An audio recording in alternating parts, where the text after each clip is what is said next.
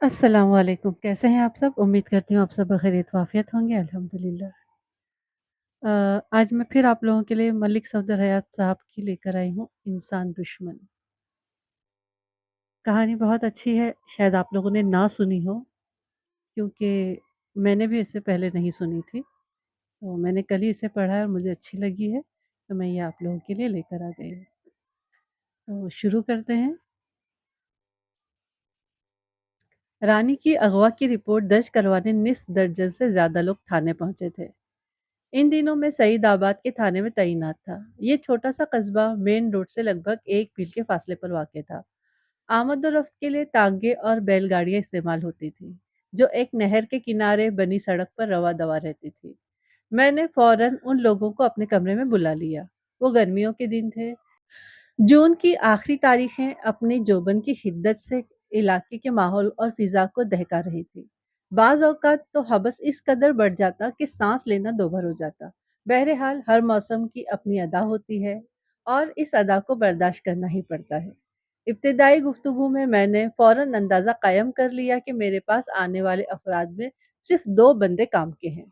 मैंने उन्हें कमरे में रखकर बाकी सबको बाहर भेज दिया। मैंने जिन्हें अपने पास रोका, उनमें एक तो रानी का बाप शौकत अली था और दूसरा सईद आबादी का एक रिहायशी अल्लाह बख्श था। मैंने शौकत अली की तरफ मुतवज्जा होते हुए कहा, बताओ तुम्हारी बेटी रानी को कब और कहाँ से अगवा किया गया है? अभी कोई 2 घंटे पहले जनाब, वो गमजदा लहजे में बोला। इधर गांव ही से। क्या तुम सईद आबादी के रहने वाले हो? हम पुराना सईदाबाद में रहते हैं, उसने जवाब दिया। एक बात की वजाहत करता चलूं कि असल सईदाबाद गांव मेन रोड से 5 मील की दूरी पर था। वक्त गुजरने के साथ साथ सड़क से 1 मील के फासले पर एक और सईदाबाद वजूद में आ गया, तो उसका नाम नया सईदाबाद रख दिया गया, जबकि पहले वाला सईदाबाद पुराना सईदाबाद के नाम से पुकारा जाने लगा। मेरा थाना नया सईदाबाद में था, जबकि रानी का अगवा पुराना सईदाबाद से हुआ था। अगवा कुनंदा के बारे में क्या कहते हो? मैंने इस्तिफसार किया। उसका नाम गुलाब खान है, अल्लाह बख्श ने जवाब दिया। गुलाब खान एक जराइम पेशा शख्स है जनाब। मुझे इस इलाके में थानेदारी करते हुए काफी अरसा हो गया था, मगर मैंने कभी गुलाब खान नामी गुंडे का नाम नहीं सुना था। लिहाजा अल्लाह बख्श से सवाल किया, क्या ये गुलाब खान पुराना सईदाबाद का ही बाशिंदा है? नहीं जनाब। फिर मैंने अल्लाह बख्श की आंखों में देखते हुए पूछा, इसका ताल्लुक किस इलाके से है? इलाके के बारे में तो हतमी तौर पर कुछ नहीं बताया जा सकता। अल्लाह बख्श ने गहरी संजीदगी से जवाब दिया। सुना है किसी दूर दराज गांव से उसका ताल्लुक है, लेकिन वो हमारे इलाके में अक्सर आता जाता रहता है। मैंने एक गहरी सांस खारिज की, फिर शौकत अली की तरफ देखते हुए पूछा, गुलाब खान से तुम्हारी क्या दुश्मनी थी? कोई नहीं जनाब, वो बेहद घबराए हुए लहजे में बोला। मैंने तो आज तक उसे देखा ही नहीं। इसका मुझसे क्या बैर हो सकता है और कैसे हो सकता है? जब गुलाब खान का तुमसे कोई बैर नहीं, तो उसने तुम्हारी बेटी को किस खुशी में अगवा कर लिया? मैंने शौकत अली को तेज नजर से घूरा। बैर और दुश्मनी के बारे में मैं बताता हूँ जी, अल्लाह बख्श ने ठहरे हुए लहजे में कहा। आपको याद होगा, चंद रोज पहले 2 लड़कियां आपके पास आई थी। वो आपको चंद मशकूक अफराद के बारे में बताना चाहती थी, जिन्होंने खेतों के अंदर कुछ छुपाया था। मुझे फौरन याद आ गया। चंद रोज पहले मैंने अपने जवानों के साथ नहर के पुल पर नाका लगाया हुआ था। मुझे खबर मिली थी कि कुछ जराइम पेशा अफराद इस रास्ते से गैर कानूनी माल इधर से उधर करने का इरादा रखते हैं। नहर का मस्कूरा पुल पुराना सईदाबाद से नजदीक था। नाके के दौरान ही दोनों लड़कियां मेरे पास आई थी और उन्होंने मुझे बताया था कि खेतों के अंदर चंद मशकूक अफराद ने कुछ छुपाया है। मैं फौरन उन लड़कियों के साथ मस्कुरा मुकाम तक पहुंचा, लेकिन जब वकुआ पर कुछ भी नजर नहीं आया तो मैंने उल्टा उन्हीं को डांट दिया था। हाँ हाँ, मुझे याद है। मैंने इस्बात में गर्दन हिलाते हुए अल्लाह बख्श की तरफ देखा। लेकिन इस वाक़ये का रानी के अगवा के साथ क्या ताल्लुक है? ताल्लुक ये है थानेदार साहब, अल्लाह बख्श ने एक-एक लफ्ज़ पर ज़ोर देते हुए कहा, इन 2 लड़कियों में से एक मेरी बेटी शबनम और दूसरी रानी थी, शौकत अली की बेटी जिसे अगवा कर लिया गया है। ओह! मैंने एक गहरी साँस ख़ारिज की और पूछा, ये मसला अभी तक हल नहीं हुआ कि गुलाब खान नामी इस गुंडे का रानी से क्या ताल्लुक है? असल ताल्लुक के बारे में वसूख से कुछ नहीं कह सकता, मगर मेरा अंदाज़ा है कि अल्लाह बख्श ने बताना शुरू किया। रानी और मेरी बेटी शबनम बड़ी गहरी सहेलियां हैं। ये दोनों हर जगह एक साथ ही नज़र आती हैं। اس روز جب انہوں نے 3 افراد کو کھیتوں میں کچھ چھپاتے دیکھا تبھی یہ دونوں ایک ساتھ ہی تھیں۔ رانی نے گھر جا کر کچھ نہیں بتایا لیکن شبنم نے مجھے ساری کہانی سنا دی۔ جب میں نے شبنم کی بات سنی تو مجھے شک ہوا کہ کہیں وہ لوگ گلاب خان کے گروپ سے تعلق نہ رکھتے ہوں۔ کمال ہے، میں نے قطع کلامی کرتے ہوئے کہا۔ اللہ بخش، مجھ سے زیادہ تو تم گلاب خان اور اس کے بندوں کے بارے میں جانتے ہو، بلکہ میں تو سمجھو جیسے کچھ جانتا ہی نہیں۔ یہ بڑی عجیب سی بات ہے۔ مجھے بھی بس اتفاق سے ہی یہ ساری باتیں معلوم ہوئی ہیں۔ وہ بے خوفی سے بولا۔ میں بعد میں آپ کو اس کی تفصیل بتاؤں گا۔ فی الحال رانی کو بازیاب کرنے کا مسئلہ درپیش ہے، اس لیے آپ میری بات توجہ سے سن لیں۔ توجہ سے ہی سن رہا ہوں، میں نے کہا۔ تم بولتے جاؤ۔ آج جب رانی کو اغوا کیا گیا تو شبنم بھی اس کے ساتھ تھی، اللہ بخش نے کہا۔ وہ دونوں نہر کے کنارے والے نیم پختہ راستے پر چل رہی تھی کہ گلاب خان اپنے ساتھیوں کے ہمراہ گھوڑوں پر سوار وہاں پہنچ گیا۔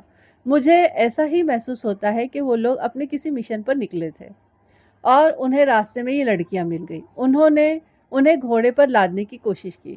شبنم جان بچا کر بھاگ نکلی اور رانی کو وہ اٹھا کر لے گئے۔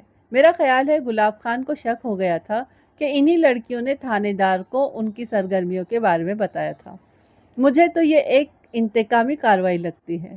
اس کا مطلب ہے کہ تمہاری بیٹی شبنم، میں نے سرسراتی ہوئی آواز میں کہا، رانی کی اغوا کی چشمدید گواہ ہے؟ جی، یہی حقیقت ہے۔ اللہ بخش نے اس بات میں گردن ہلا دی۔ اللہ بخش، تمہارا تفصیلی انٹرویو تو میں بعد میں کروں گا، میں نے ایک ایک لفظ پر زور دیتے ہوئے کہا۔ مجھے پہلی فرصت میں تمہاری بیٹی شبنم سے ملنا ہوگا تاکہ رانی کی بازیابی کوئی جامع لاہ عمل تیار کیا جا سکے۔ شبنم اس وقت گھر میں ہی ہے جناب۔ ٹھیک ہے، میں نے فیصلہ کن لہجے میں کہا۔ ہم سب پرانا سعید آباد جا رہے ہیں۔ وہ دونوں اٹھ کر کھڑے ہو گئے۔ پرانا سعید آباد، جیسا کہ میں نے آپ کو بتایا ہے کہ نیا سعید آباد کے شمال میں لگ بھگ 4 میل کے فاصلے پر واقع تھا۔ میں نے کانسٹیبل رفیق کو اپنے ساتھ لیا اور اللہ بخش و شوکت علی کی معیت میں ایک ٹانگے پر سوار ہو کر پرانا سعید آباد کی جانب روانہ ہو گیا۔ تھوڑی ہی دیر کے بعد ہم اصل سعید آباد یعنی پرانا سعید آباد نامی گاؤں کے اندر تھے۔ اللہ بخش کی رہنمائی میں ہم اس مقام پر پہنچے جہاں سے غلام نامی گنڈے نے رانی کو اغوا کیا تھا۔ شبنم نے گھر جا کر اللہ بخش کو رانی کے اغوا کی کہانی منوعن سنا دی تھی۔ وہ جگہ کھیتوں کے کنارے ایک مقام تھا۔ یہ دراصل ایک کچی پگڈنڈی تھی جو کھیتوں کے کنارے کے ساتھ ساتھ چلتے ہوئے نہر کے ایک پل کی طرف جاتی تھی، جہاں چند روز پہلے میں نے ناکہ لگایا تھا۔ اللہ بخش نے گلاب خان نامی گنڈے کے بارے میں جتنے وثوق سے بات کی تھی اس نے میرے ذہن میں ایک سنسنی سی جگہ دی تھی۔ یہ شخص اگر گلاب خان کے بارے میں جانتا تھا تو پھر میرے لیے بہت کام آسان ثابت ہو سکتا تھا۔ میں اللہ بخش کو ذہن میں رکھتے ہوئے جائے وقوع کے معائنے میں مصروف ہو گیا۔ کچی زمین پر مختلف انسانوں کے قدموں کے نشانات نظر آ رہے تھے۔ چند جانوروں کے بھی پاؤں کے نشانات بڑے واضح بنے ہوئے تھے، جن میں گھوڑوں کے سموں کو الگ شناخت کیا جا سکتا تھا۔ یہ تمام تر نشانات آپس میں اس طرح گڈمٹ تھے کہ ان سے کوئی مدد لینا ممکن نظر نہیں آتا تھا۔ میں نے گھوم پھر کر اس کچی پگڈنڈی کا مختلف زاویوں سے جائزہ لیا، لیکن بادی النظر میں کھرے کھوج کا کوئی امکان دکھائی نہ دیا۔ پولیس کو وہاں مصروف کار دیکھ کر چند دیہاتی جمع ہو گئے۔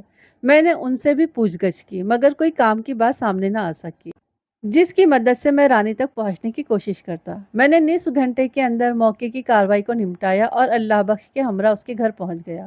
مغوی رانی کا باپ شوکت علی بھی وہیں چلا آیا تھا۔ موسم کی شدت کے پیش نظر اللہ بخش نے ہمارے لیے لسی پانی کا بندوبست کیا۔ میں نے کہا، اللہ بخش، میں پہلی فرصت میں تمہاری بیٹی شبنم سے ملنا چاہتا ہوں۔ آپ لسی وغیرہ پئیں، میں شبنم کو بلا کر لاتا ہوں۔ یہ کہتے ہوئے اٹھ کر گھر کے اندرونی حصے میں چلا گیا۔ ہم اس وقت اللہ بخش کے گھر کے وسیع و عریض صحن میں ایک سایہ دار درخت کے نیچے بیٹھے ہوئے تھے۔ وہاں 2 چارپائیاں پہلے سے بچھی ہوئی تھیں۔ میرے لیے اللہ بخش نے ایک کرسی ڈال دی تھی۔ شوکت علی کی زبانی مجھے پتا چلا کہ اس گھر میں اللہ بخش اور اس کی بیٹی کے سوا اور کوئی نہیں رہتا۔ برسوں پہلے شبنم کی ماں زینت کا انتقال ہو گیا تھا۔ گاؤں دیہات کے گھروں میں عموماً کشادگی دیکھنے کو ملتی ہے۔ اللہ بخش کا گھر کچھ زیادہ ہی کشادہ نظر آتا تھا۔ صحن میں انواع اقسام کے درخت لگے ہوئے تھے۔ ایک دیوار کے ساتھ مال مویشی بھی بندھے ہوئے تھے۔ شوکت علی نے مجھے بتایا کہ اللہ بخش پہلے شہر میں رہتا تھا، کافی عرصے پہلے گاؤں میں آ کر آباد ہو گیا تھا۔ تھوڑی دیر کے بعد اللہ بخش اپنی بیٹی کے ہمراہ ہماری طرف بڑھتا نظر آیا تو میں نے شوکت علی سے کہا، میں شبنم سے تنہائی میں بات کرنا چاہتا ہوں۔ وہ فوراً سے پیشتر میری بات کی تہ میں پہنچ گیا۔ اگلے ہی لمحے وہ اٹھ کر کھڑا ہوا اور میری طرف دیکھتے ہوئے بولا، ٹھیک ہے تھانے دار صاحب، میں اپنے گھر چلتا ہوں، آپ ادھر سے فارغ ہو کر میرے پاس آ جائیے گا۔ تمہارا گھر کس طرف ہے شوکت؟ میں نے پوچھا۔ اسی گلی میں ہے جی، شوکت علی کے بجائے اللہ بخش نے جواب دیا۔ پھر شوکت علی کی طرف دیکھتے ہوئے بولا، بیٹھو نا، تم کہاں جا رہے ہو؟ میں ذرا سائرہ کو جا کر تسلی دوں، شوکت علی نے بھرائی ہوئی آواز میں کہا۔ رانی کی وجہ سے اس کا بہت برا حال ہے۔ سائرہ رانی کی ماں کا نام تھا۔ شبنم کی طرح رانی بھی اپنے ماں باپ کی اکلوتی اولاد تھی۔ میں نے شوکت علی کی آنکھوں میں دیکھتے ہوئے کہا، شوکت علی، پریشان ہونے کی ضرورت نہیں، میں بہت جلد تمہاری بیٹی کو ڈھونڈ نکالوں گا اور ادھر سے فارغ ہونے کے بعد میں سیدھا تمہاری طرف ہی آ رہا ہوں۔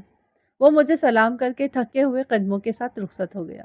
شبنم اور اللہ بخش میرے سامنے چارپائی پر بیٹھ گئے۔ میں نے پہلی نظر میں ہی شبنم کو پہچان لیا۔ چند روز پہلے وہ اپنی سہیلی مغوی رانی کے ساتھ مجھ سے ملنے آئی تھی۔ شبنم متناسب القد، دبلی پتلی اور خوبصورت لڑکی تھی۔ عمر لگ بھگ 22 سال رہی ہوگی۔ اس کے چہرے پر سب سے نمایش ہے اس کی موٹی موٹی آنکھیں تھیں۔ وہ اپنی سہیلی کے اغوا پر خاصی افسردہ اور چپ چپ سی نظر آتی تھی۔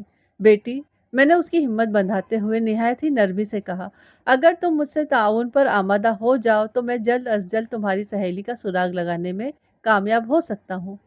میں تعاون؟ اس نے اپنی موٹی موٹی آنکھوں میں الجھن بھر کر میری طرف دیکھا۔ ہاں، مجھے تمہارا تعاون چاہیے۔ میں نے سر کو اثباتی جنبش دی۔ رانی کو تمہارے سامنے اغوا کیا گیا ہے۔ تم ہی مجھے بتا سکتی ہو وہ کون لوگ تھے اور رانی کو کس طرف لے گئے ہیں۔ وہ کل 3 افراد تھے، گھوڑوں پر سوار۔ وہ سہمی ہوئی نظروں سے میری طرف دیکھتے ہوئے بولی۔ میں نے انہیں پہلے کبھی نہیں دیکھا تھا، لیکن ان کی باتوں سے میں نے اندازہ لگایا کہ یہ وہی لوگ تھے جنہیں چند روز پہلے ہم نے کھیتوں میں کچھ چھپاتے ہوئے دیکھا تھا اور آپ کو بتانے ناکے پر گئی تھی۔ ان کی کون سی باتوں سے تمہیں اندازہ ہوا کہ یہ وہی لوگ تھے؟ میں نے گہری سنجیدگی سے سوال کیا۔ تھانے دار صاحب، وہ ایک گہری سانس خارج کرتے ہوئے بولی، چند روز پہلے جب میں اور رانی آپ کے پاس ان کی شکایت لے کر پہنچی تھی تو ہم نے بہت دور سے انہیں بڑے پراسرار انداز میں کھیتوں کے اندر کچھ چھپاتے ہوئے دیکھا تھا۔ ان کے چہرے ہمیں واضح طور پر دکھائی نہیں دیے تھے۔ آج جب ہم دونوں سہیلیاں کھیتوں کے ساتھ ساتھ کچی پگڈنڈی پر چلتے ہوئے گاؤں کی طرف آ رہی تھی تو 3 گھڑ سوار ہمارے نزدیک آ کر رکے۔ ان میں سے ایک ان کا لیڈر نظر آتا تھا۔ ان کی باہمی گفتگو سے میں نے اندازہ لگایا تھا کہ یہ وہی لوگ تھے۔ یہی تو میں بھی جاننا چاہتا ہوں، میں نے ایک ایک لفظ پر زور دیتے ہوئے کہا۔ انہوں نے ایسی کون سی باتیں کی تھی جس سے تمہیں لگا کہ یہ وہی لوگ ہیں؟ وہ ایک گہری سانس کھینچتے ہوئے بولی۔ ہم پر نظر پڑتے ہی ان کے سردار نے طنزیہ لہجے میں کہا، یہ تو وہی لڑکیاں ہیں جنہوں نے تھانے دار سے ہماری شکایت لگائی تھی۔ پھر کیا حکم ہے دادا؟ اس کے ساتھیوں میں سے ایک نے بڑے لوفرانہ انداز میں پوچھا۔ دوسرا بولا، گلاب خان، ہم تو تیرے اشارے کے منتظر ہیں۔ اتنی خوبصورت کبوتریوں کو چھوڑنا کفران نعمت ہے۔ ٹھیک کہتے ہو۔ گلاب خان نامی اس گنڈے نے حریصانہ نظر سے ہماری طرف دیکھا اور تحکمانہ انداز میں اپنے ساتھیوں سے کہا، اٹھا لو ان دونوں کو، ڈیرے پر لے جا کر ان کا معائنہ کریں گے۔ ان گنڈوں کے خبیثانہ عزائم کا اندازہ ہوتے ہی ہم نے دوڑ لگا دی۔ رانی کی بدقسمتی کہ وہ ایک ناہموار جگہ پر پاؤں پڑنے سے منہ کے بل گر پڑی۔ بھاگنے کے دوران میں ہمیں درمیانی فاصلہ پیدا ہو گیا تھا۔ میں آگے اور رانی پیچھے رہ گئی تھی۔ اس کی چیخ کی آواز سن کر میں رکی تھی۔ میں نے دیکھا گلاب خان نامی گنڈے کے دونوں ساتھی رانی کو ڈنڈا ڈولی کر کے گھوڑے کے قریب لے گئے تھے۔ پہلے میرے ذہن میں آئی کہ مجھے آگے بڑھ کر رانی کو گنڈوں سے بچانا چاہیے۔ پھر خیال آیا کہ یہ کام میرے بس کا نہیں، مجھے فوراً گاؤں والوں کو اس واقعے کی اطلاع دینی چاہیے۔ میں نے اندھا دھند گھر کی سمت دوڑ لگا دی۔ وہ لمحے بھر کے لیے متوقف ہوئی اور ایک طویل سانس خارج کی، پھر سلسلہ کلام کو آگے بڑھاتے ہوئے بولی۔ میں نے گھر پہنچ کر ابا کو رانی کے اغوا کے بارے میں بتا دیا۔ ابا نے پوری توجہ سے میری بات سنی اور گلاب خان کے ذکر پر یہ گہری تشویش میں مبتلا ہو گیا تھا۔ میں نے شبنم کے قریب ہی بیٹھے ہوئے اللہ بخش کی طرف پائنی خیز انداز میں دیکھا۔ اللہ بخش کے ہونٹوں پر مجھے بڑی پراسرار مسکراہٹ نظر آئی۔ اس مسکراہٹ میں گمبھیرتا بھی شامل تھی۔ میں اللہ بخش کو اسٹینڈ بائی رکھ کر دوبارہ شبنم کی طرف متوجہ ہو گیا۔ پھر کیا ہوا؟ میں نے شبنم سے پوچھا۔ پھر میں اور ابا سیدھے رانی کے گھر پہنچے۔ وہ بتانے لگی۔ رانی کی اماں اور ابا کو اس واقعے کے بارے میں بتایا۔ پھر میں وہ گھر واپس آ گئی اور ابا باقی لوگوں کے ساتھ آپ کے پاس تھانے چلا گیا۔ تم نے اپنی سہیلی رانی کے گھر رکنے کی ضرورت محسوس نہیں کی؟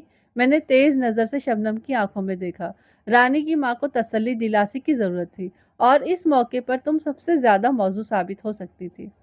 میں فوراً واپس نہیں آئی تھی، وہ جلدی سے وضاحت کرتے ہوئے بولی۔ میں کافی دیر تک رانی کے گھر پر موجود رہی تھی، اس کے بعد ہی اپنے گھر آئی تھی۔ ویسے بھی، اس نے لمحاتی توقف کے بعد اضافہ کرتے ہوئے بتایا، ویسے بھی رانی کا گھر مجھ سے دور تھوڑی ہے، وہ بھی اسی گلی میں رہتی ہے۔ میرا مطلب ہے رہتی تھی۔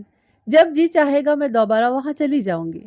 ٹھیک ہے، میں نے ایک اطمینان بھری سانس خارج کی اور پوچھا، مجھے ان 3 افراد کے حلیوں کے بارے میں وضاحت سے بتاؤ جنہوں نے رانی کو اغوا کیا ہے۔ یہی سوال ابا نے بھی کیا تھا۔ وہ متذبذب نظر سے مجھے دیکھنے لگی۔ کوئی بات نہیں، میں نے پچکارنے والے انداز میں کہا، ایک بار مجھے بھی بتا دو۔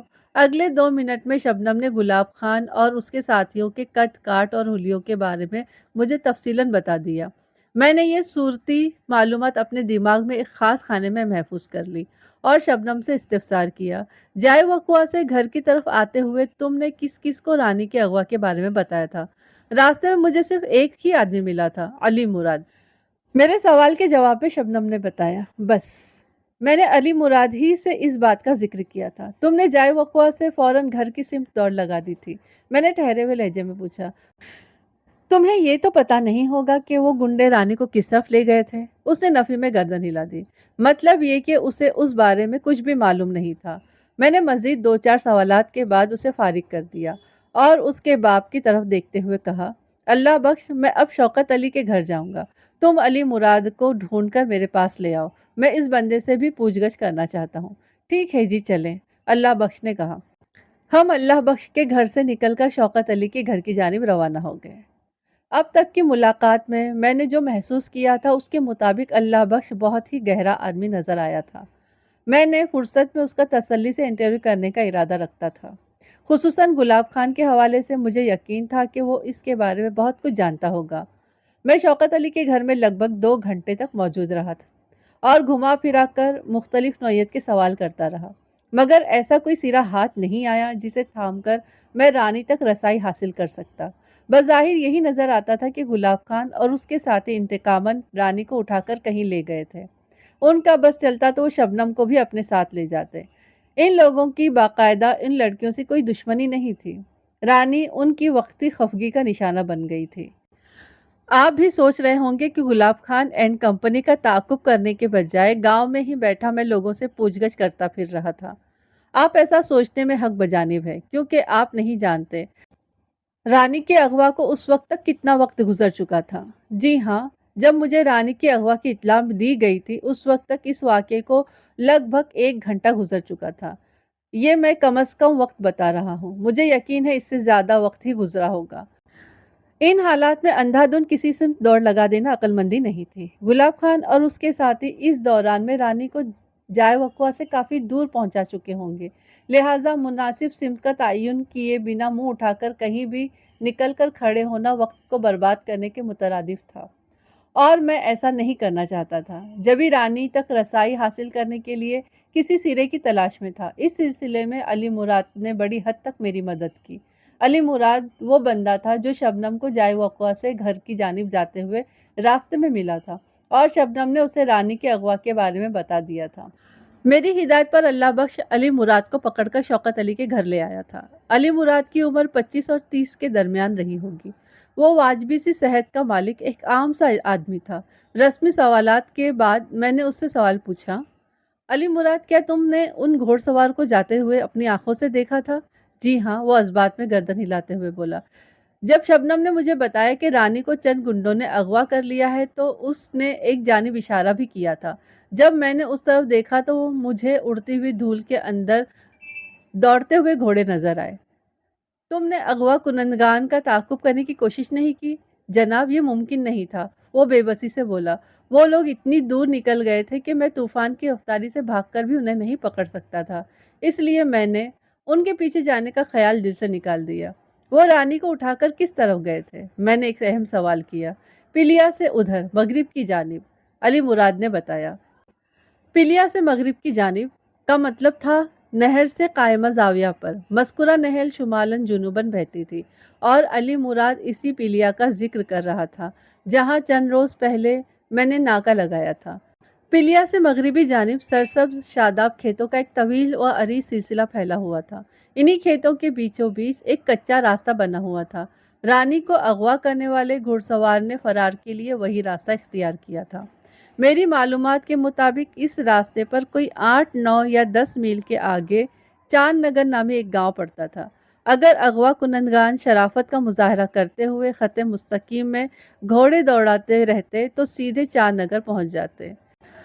گو عارضی طور پر ہی صحیح اغوا کنندگان کی سمت کا تعین ہو گیا تھا۔ علی مراد کے پاس میرے لیے اور کچھ نہیں تھا۔ میں نے 2-4 سوالات کے بعد اسے جانے کی اجازت دے دی۔ پھر میں نے شوکت علی کو اس کی بیٹی کی سلامتی اور بحفاظت واپسی کا یقین دلایا اور اللہ بخش کو ساتھ لے کر رانی کے گھر سے باہر نکل آیا۔ باہر آ کر میں نے اللہ بخش سے کہا، تم ابھی میرے ساتھ تھانے چلو گے؟ تھانے؟ اس نے سوالیہ نظر سے مجھے دیکھا۔ کیوں جی؟ تم سے مجھے بہت ضروری کام ہے اللہ بخش۔ مگر اس کے استفسار میں گھبراہٹ بھی شامل ہو گئی تھی۔ ڈرو نہیں اللہ بخش، میں نے اس کا ذہن صاف کرنے کی غرض سے کہا۔ میں تمہیں کسی جرم کے سلسلے میں تھانے نہیں لے جا رہا، بلکہ مجھے تم سے نہایت ہی ضروری باتیں کرنا ہے۔ اس کے چہرے پر اطمینان جھلکنے لگا۔ تھوک نگلتے ہوئے بولا، میں ذرا شبنم کو بتا آؤں جی؟ ہاں ہاں کیوں نہیں، میں نے کہا، یہ تو بہت ضروری ہے۔ اس نے ممنونیت بھری نظر سے مجھے دیکھا اور اپنے گھر کی جانب بڑھ گیا۔ تھوڑی دیر کے بعد میں، اللہ بخش اور کانسٹیبل رفیق تانگے پر سوار ہو کر تھانے کی طرف جا رہے تھے۔ میں اللہ بخش کے ساتھ تانگے کی اگبی نشست پر بیٹھا ہوا تھا، جبکہ کانسٹیبل رفیق اور کوچوان اللہ رکھا اگلی نشست پر موجود تھے۔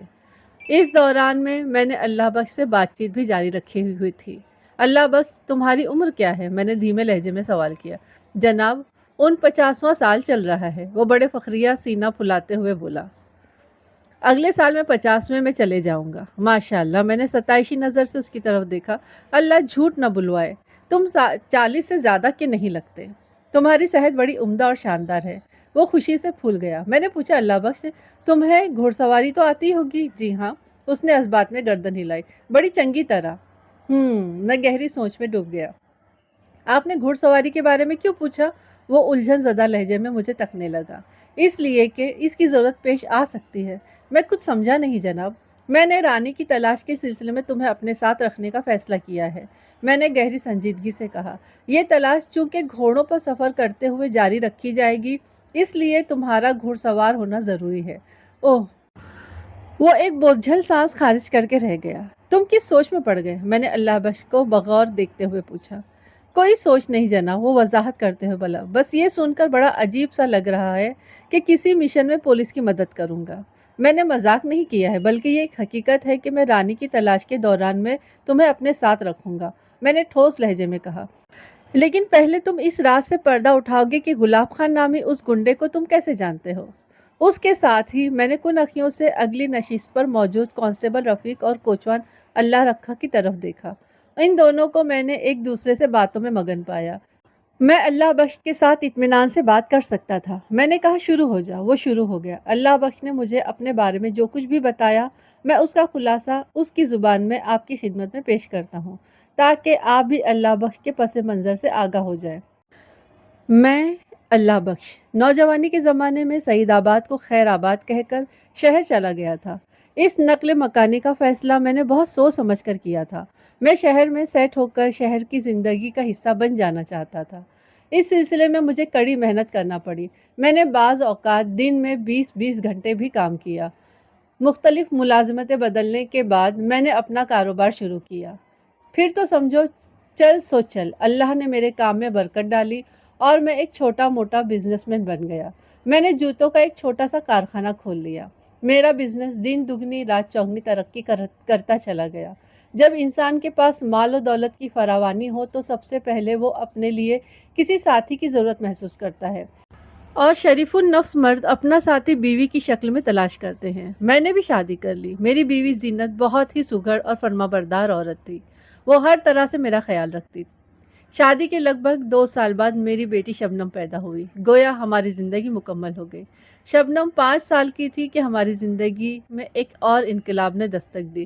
ट्रैफिक के एक हादसे में शबनम की माँ ज़ीनत का इंतकाल हो गया। ये मेरे लिए बड़ी आजमाइश का वक्त था। मैं रफ़ीक़ी ज़िंदगी से महरूम हो गया था और शबनम कायनात की सबसे शफ़ीक और मेहरबानी हस्ती माँ को खो बैठी थी। हम दोनों बाप बेटी ने अपनी अपनी सतह पर खुद को संभालने की कोशिश की, लेकिन नाकाम रहे। थक हार कर मैं मशवरे के लिए एक दोस्त के पास चला गया। अमीर अली, मैं वापस गांव जाने का फ़ैसला कर लिया है, मैंने अपने दोस्त से कहा। फिर अमीर अली ने सवालिया नज़र से मुझे देखा। तुम मेरे ऐसे दोस्त हो कि जिससे मैं हर बात बिला झिझक कर लेता हूँ, मैंने कहा। मुझे मशवरा दो, इन हालात में मुझे क्या करना चाहिए? जो शख्स किसी फैसले पर पहुंच चुका हो उसे मशवरा नहीं दिया जाता, अमीर अली ने गहरी संजीदगी से कहा। बस इतना कहूँगा कि तुम्हारा कारोबार शहर में सेट है तो तुम्हें इधर ही रहना चाहिए। गांव जाकर क्या करोगे? यार, बात दरअसल ये है कि जीनत की जुदाई के बाद खुद को अंदर से बड़ा खाली खाली महसूस करने लगा हूँ। मैं जज़्बाती हो गया। मेरे अंदर से मुसलसल एक आवाज़ उभर रही है कि इस खला को पुर करने के लिए मुझे अपने माज़ी के जानिब सफ़र करना चाहिए। इसलिए मैंने लम्हाती तवक़्क़ुफ़ करके एक गहरी साँस ली, फिर इज़ाफ़ा करते हुए कहा, इसीलिए मैंने बाकी ज़िंदगी गाँव जाकर गुज़ारने का फ़ैसला किया है। मैंने शहर में रहते हुए इतना कमा लिया है कि अपने आबाई गाँव में अच्छी खासी ज़मीन खरीद कर बड़ी मुतमईन ज़िंदगी गुज़ार सकता हूँ। फिर 2 अफ़राद का आखिर खर्चा ही कितना होता है? अमीर अली ने गहरी संजीदगी से कहा, बताओ मैं तुम्हारे लिए क्या कर सकता हूँ? ये की ना तुमने काम की बात। मैं ये चाहता हूँ, मैंने उसे बताना शुरू किया, तुम मेरा चलता हुआ बिजनेस खरीद लो कि मुझे जाने में आसानी हो। मैं दूसरों की निस्बत कम पैसों में अपना सारा कारोबार तुम्हारे हवाले कर दूंगा। ये बात मैं गारंटी के साथ कह सकता हूँ कि इस सौदे में तुम्हें घाटा नहीं होगा। अमीर अली भी एक कारोबारी शख्स था। उसका गारमेंट्स का बिजनेस था। उसने पूरी तवज्जो से मेरी बात सुनी और ठहरे हुए लहजे में बोला, अगर तुमने शहर छोड़कर गांव जाने का अटल फैसला कर ही लिया है तो मैं तुम्हें रोकूंगा नहीं। और ये तुमने दूसरों से कम पैसे लेने की क्या बात की है? तुम्हारे बिजनेस की जो भी मार्केट वैल्यू होगी मैं तुम्हें वही दूंगा। वो लम्हे भर के लिए थमा, फिर इजाफा करते हुए बोला, घर के बारे में तुमने क्या सोचा है? जाहिर है वो भी बेचना है। ठीक है, तुम अपना कारोबार और घर मेरे हाथ फरोख्त कर दो। अमीर अली ने गहरी संजीदगी से कहा, हम कल ही तुम्हारे मकान और कारखाने की मार्केट वैल्यू मालूम कर लेते हैं। इस तरह मैं बरसों पहले शबनम को लेकर शहर से गाँव आ गया। मैंने यहाँ आकर एक मुनासिब सा घर और कुछ ज़मीन खरीद ली और राज़ी खुशी ज़िंदगी बसर करने लगा। अब मैं आपको गुलाब खान वगैरह के बारे में बताता हूँ। चंद लम्हात का तवक़्क़ुफ़ करके उसने 2-3 गहरी सांसें ली, फिर सिलसिलाए कलाम को जारी रखते हुए बोला, मैंने गांव में मुस्तकिल रिहाइश तो इख्तियार कर ली थी, लेकिन कभी कभार शहर का चक्कर भी लग जाता। ये पिछले साल की बात है। मैं अमीर अली से मिलने शहर गया हुआ था। वहाँ के एक अखबार में मैंने गुलाब खान नामी एक गुंडे के बारे में पढ़ा। इन दिनों गुलाब खान खबरों में था। आए रोज़ अखबारात में उसकी तस्वीरें भी छपती रहती थीं। गुलाब खान असलहे और मुंशियात की स्मगलिंग में था। यह भी सुनने में आया था कि गुलाब खान एक बैनुल अक़वामी स्मगलर के लिए काम करता है। गुलाब खान का चेहरा और उसकी हैयत मेरे जहन में नक्श होकर रह गई थी। 1 माह पहले जब गुलाब खान को अपने गांव के करीब से गुजरते हुए मैंने देखा तो चौंक उठा। इतना बताकर अल्लाह बख्श खामोश हुआ तो मैंने पूछा, फिर क्या हुआ?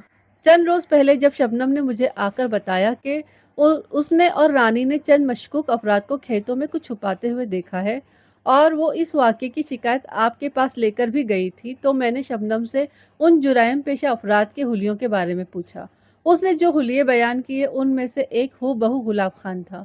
मैं 1 माह पहले गुलाब खान को अपने इलाके में देख चुका था, लिहाजा मेरा ध्यान फौरन उसकी तरफ चला गया और आज वही गुलाब खान रानी को अगवा करके ले गया है। यह है कुल कहानी जनाब। मैं गहरी सोच में डूब गया। इसका मतलब है कि जिन जुराइम पेशा अफराद की तलाश मुझे है वो गुलाब खान और उसके साथी भी हो सकते हैं। तुम क्या ये कह रहे हो कि गुलाब खान असलहे और मुंशियात की स्मगलिंग में मुलविस है? जी थानेदार साहब, उसने इस्बात में गर्दन हिलाई। वो पिछले 1 माह के अंदर इस इलाके में 3-4 मरतबा देखा गया है। इससे जाहिर होता है कि उसने कहीं आस-पास ही अपना ठिकाना बना रखा है। अगर आप सरगर्मी से उसे तलाश करें तो रानी का सुराग लगाया जा सकता है। मैं तो उसे ऐसी सरगर्मी से तलाश करूंगा कि तुम देखते रह जाओगे, मैंने ठहरे हुए लहजे में कहा। उसका ठिकाना जहाँ कहीं भी है, वो मुझसे बचकर नहीं जाएगा। جیسا کہ میں پہلے بیان کر چکا ہوں کہ چند روز پہلے میں نے سعید آباد والی نہر کے پل پر ناکا لگایا تھا۔ مجھے اوپر سے ہدایت موصول ہوئی تھی کہ میرے علاقے کے راستے غیر قانونی اسلحے کی نقل و حمل ہونے والی ہے۔ میں نے اسی سلسلے میں ناکا لگایا تھا، لیکن کچھ بھی ہاتھ نہیں آیا تھا۔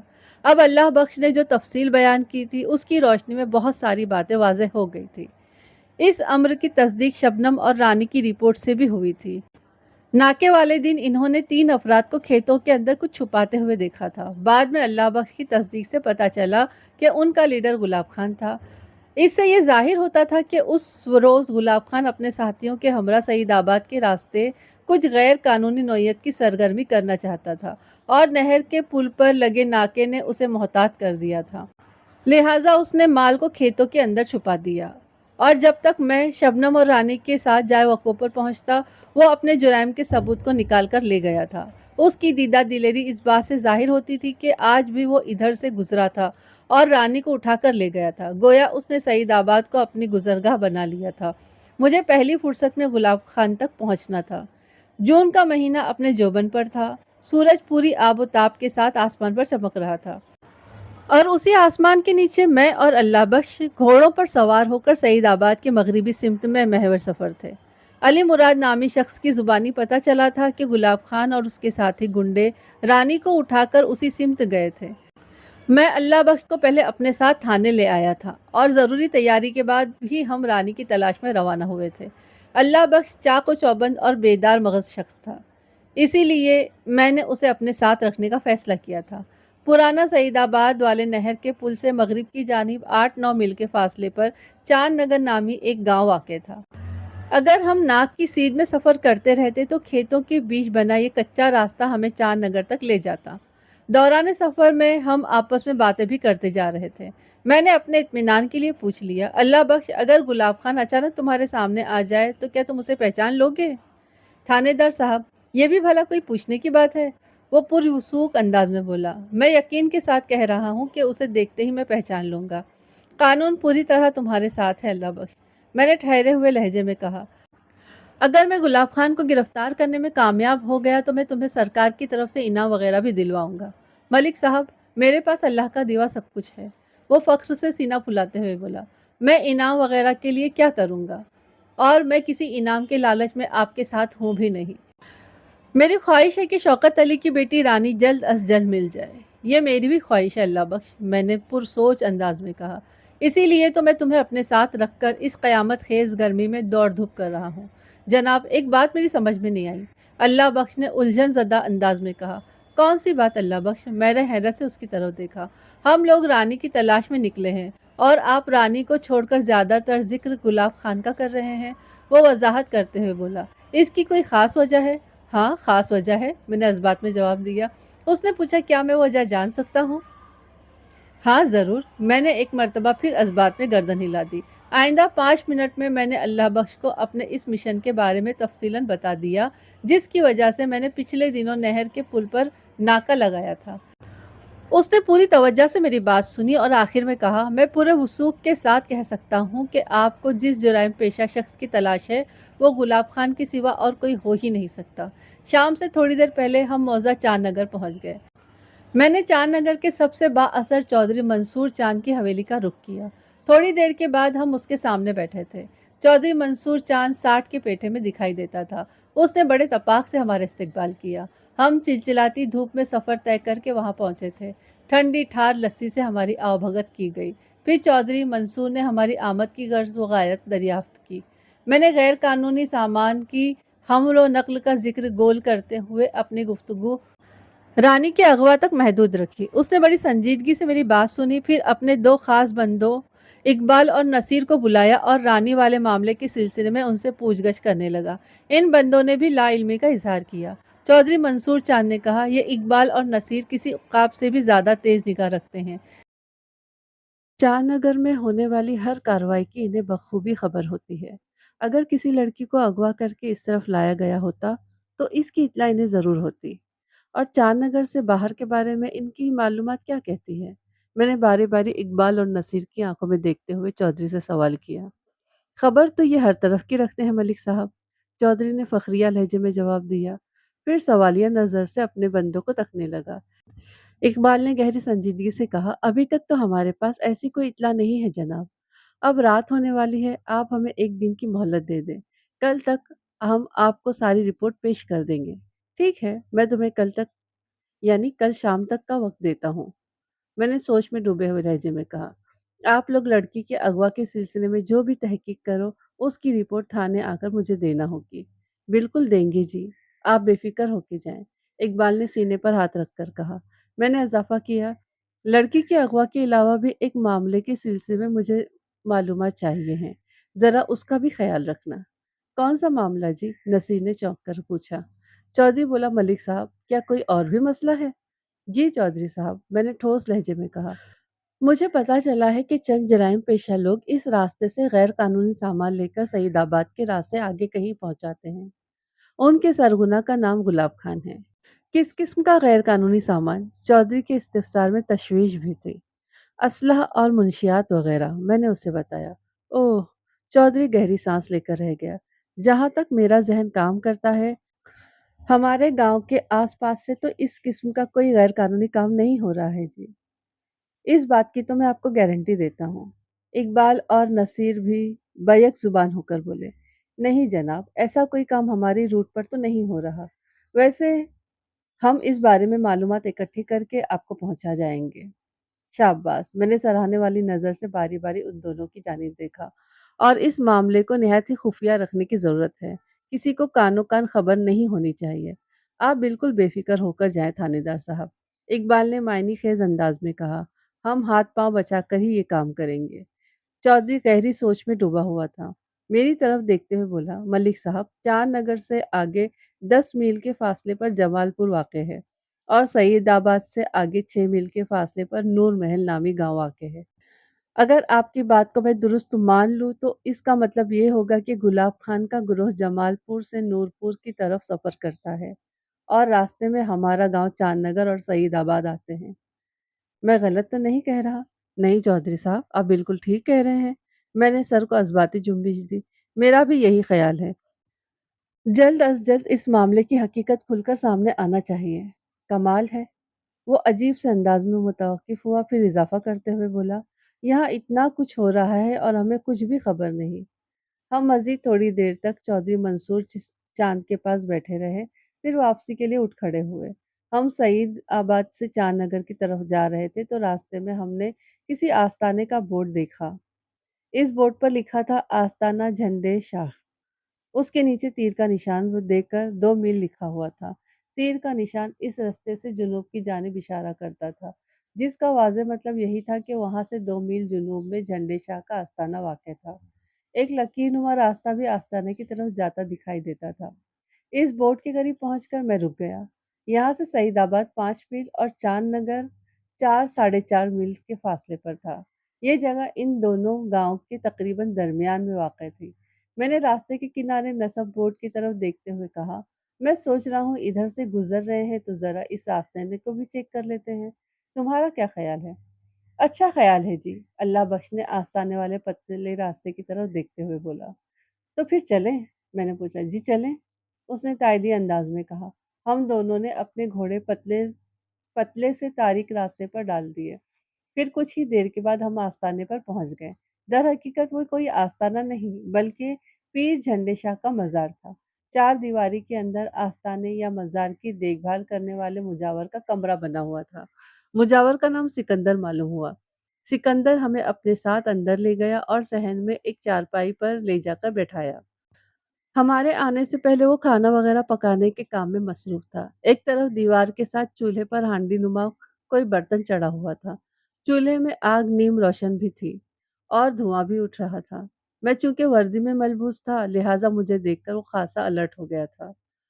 میں نے مجاور سکندر سے سوال کیا، تمہارے علاوہ یہاں اور کون رہتا ہے؟ کوئی نہیں جی، بس میں ہی رہتا ہوں، اس نے جواب دیا۔ آج دن کے وقت کتنے عقیدت مند جھنڈے شاہ کے مزار پر حاضری دے چکے ہیں؟ میں نے مجاور سکندر کے چہرے پر نگاہ جماتے ہوئے سوال کیا۔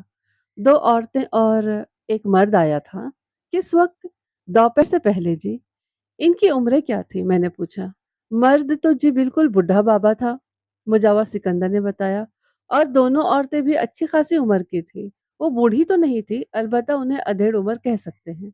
तुम्हारा मतलब है कि इनमें कोई भी जवान नहीं थी? मैंने उसकी आंखों में झांका। 18, 20, 22 साल की कोई लड़की? नहीं जनाब, बिल्कुल नहीं। उसने कतियत से नफी में गर्दन हिलाई, फिर पूछा, आखिर बात क्या है थानेदार साहब? बात बड़ी खतरनाक है सिकंदर बादशाह, मैंने इधर उधर देखते हुए कहा। आज सुबह पुराना सईदाबाद से एक लड़की को 3 गुंडों ने अगवा कर लिया है। मुझे पता चला है कि वो झंडे शाह के आस्थाने की तरफ आए थे, इसीलिए मैं लड़की को ढूंढता हुआ इधर आ निकला हूँ। मैंने आखिरी जुमला में थोड़ी सी दरोगोई से काम लिया था, ताकि मुजावर का रद्द अमल सामने आ सके। वो जल्दी से नफी में गर्दन झटकते हुए बोला, सवाल ही पैदा नहीं होता जनाब, आपको किसी ने गलत बताया है। अगर उस नौजवान लड़की को आस्ताने पर लाया जाता तो मुझसे छुपा नहीं रह सकता था। चलो, आस्ताने पर नहीं लाया होगा, मैंने बात को थोड़ा सा मोड़ दिया। बाहर बाहर से गुजर गए होंगे। इस बारे में मुझे कुछ पता नहीं है जनाब, वो माजूरत खवाना अंदाज में बोला। ये तो बता सकते हो कि पिछले 8-10 दिन में तुमने 3 अजनबी अफराद को घोड़ों पर इधर उधर आते जाते देखा हो? मैंने कहा, जो शक्ल और सूरत से बदमाश और गुंडे नजर आते हो। नहीं जी, कोई ऐसा अजनबी नजर नहीं आया मुझे, उसने जवाब दिया। ये रास्ता आगे किस तरफ जाता है? मैंने उससे पूछा।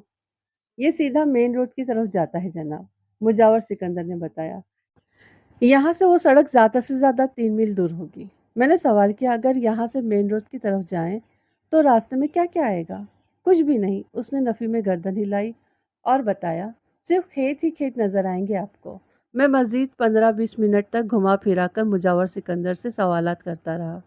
फिर आखिर में कहा, सिकंदर बादशाह, किसी को पता नहीं चलना चाहिए कि पुलिस झंडे शाह के मज़ार पर पूछगछ के लिए आई थी। आप फिक्र ही ना करें जनाब, मैं आपकी बात समझ रहा हूँ। समझदार तो तुम शक्ल से ही लगते हो, मैंने उसकी आंखों में देखते हुए कहा। अब ज़रा अपने ध्यान को भी बेदार रखना। अगर तुम्हें इस आस्थाने पर या इसके आसपास कोई अजनबी और मशकूक शख्स नज़र आए तो उस पर गहरी निगाह रखना और फौरन मुझे इत्तला देना। ठीक है जनाब, आप जैसा कह रहे हैं मैं वैसा ही करूँगा, वो फर्माबरदारी से बोला। मैंने उसे चंद ज़रूरी हिदायत दी और अल्लाह बख्श के साथ आस्ताने से निकल आया। इस वक्त तक रात की तारीकी माहौल को पूरी तरह अपने आगोश में समेट चुकी थी। जब हम पुराना सईदाबाद पहुंचे तो ईशा की अजानें हो रही थी। अल्लाह बख्श ने मुझसे पूछा, मलिक साहब, आप मुझे अपने साथ थाने लेकर जाएंगे या मैं? तुम्हें थाने जाने की ज़रूरत नहीं है अल्लाह बख्श, मैंने उसकी बात मुकम्मल होने से पहले ही कह दिया। तुम यहाँ से सीधे अपने घर जाओ और मैं जाता हूँ थाने की तरफ। आपका बहुत बहुत शुक्रिया जनाब, वो ममनूनियत भरे लहजे में बोला। मैं शबनम की वजह से परेशान हो रहा था। वो इतनी देर तक कभी घर में अकेली नहीं रही। मुझे भी इस बात का एहसास है अल्लाह बख्श, मैंने दोस्ताना अंदाज में कहा। तुम बेफिक्र होकर घर जाओ, दोबारा जब भी मुझे तुम्हारी ज़रूरत पेश आएगी मैं तुम्हें बुलवा लूँगा। मैं हर वक्त आपकी खिदमत के लिए हाजिर हूँ जनाब, बड़े एतमाद से बोला। आपको जब भी मेरी ज़रूरत पड़े मैं सारे काम छोड़कर आपके पास पहुँच जाऊँगा। मैंने अल्लाह बख्श को पुराना सईदाबाद वाली शहर की पुलिया पर छोड़ा और अपने घोड़े को नया सईदाबाद वाले रास्ते पर डाल दिया। नया सईदाबाद, जहाँ मेरा थाना था। चलिए, इस कहानी को अब यहाँ रोक देते हैं, इसका अगला पार्ट आपको फ़ौरन से ही मिल जाएगा। और आ जाते हैं कहानी के कैरेक्टर्स पर। सबसे पहले आ जाते हैं गुलाब पर, गुलाब डाकू पर। तो कैसा इंसान होगा ना कि उस एक लड़की को उसने अगवा करके लेकर एक क्या, वो तो दोनों को अगवा करने के चक्कर में था, वो तो एक शबनम बच गई और रानी बेचारी उसके हत्थे चढ़ गई। अब वो पता नहीं उसको लेकर कहाँ गया होगा, क्या वो मलिक साहब को मिलेंगे? और मिलेंगे तो क्या रानी सही सलामत मलिक साहब को मिल जाएगी? मिल जाएगी तो अच्छा है, बेचारी के माँ बाप क्या हाल होगा उनका। और मलिक साहब बिल्कुल अपनी कोशिश कर रहे हैं, हर तरीके से जाँचने की कोशिश कर रहे हैं। और उस वक़्त कैसे ना, आज की जैसे आबादी नहीं थी, तो अग मतलब अगर आज जैसी आबादी होती तो शायद वो इतनी आसानी से उसको अगवा नहीं, किडनैप नहीं कर सकता था। लेकिन वहाँ तो पूरा रास्ता ही खाली था और एक शख़्स जो मिला भी तो वो तो काफ़ी दूर मिला, क्या नाम था उसका? मैं तो उसका नाम भी भूल गई। हाँ, अली मुराद। अली मुराद भी उसको मिला तो थोड़े मतलब देर के बाद ही मिला उसको रास्ते में। तब तक के तो वो उसको लेकर कहाँ से कहाँ निकल गया था और सही पता भी नहीं है कि वो लेकर उसको किस तरफ गया है। तो देखते हैं मलिक साहब क्या करते हैं, कैसे ढूँढते हैं। اور کیسے رانی کا سراغ لگاتے ہیں؟ کیا یہ مزار وغیرہ والا یہ جو مجاور ہے سکندر، یہ بھی اس میں ملا ہوا ہے؟ کیا وہ اس کو لے کر مزار پر آیا تھا؟ اب دیکھتے ہیں آگے کی کہانی کیا ہوتی ہے۔ آپ لوگ کمنٹس میں لکھیے اور اپنی رائے پیش کریے اور لائک کریے، زیادہ سے زیادہ لائک کریے، کمنٹس لکھیے اور جن لوگوں نے اب تک یہ سبسکرائب نہیں کیا ہے تو پلیز سبسکرائب کریے۔ ملتے ہیں اگلے حصے میں، تب تک کے لیے اپنا خیال رکھیے۔ السلام علیکم۔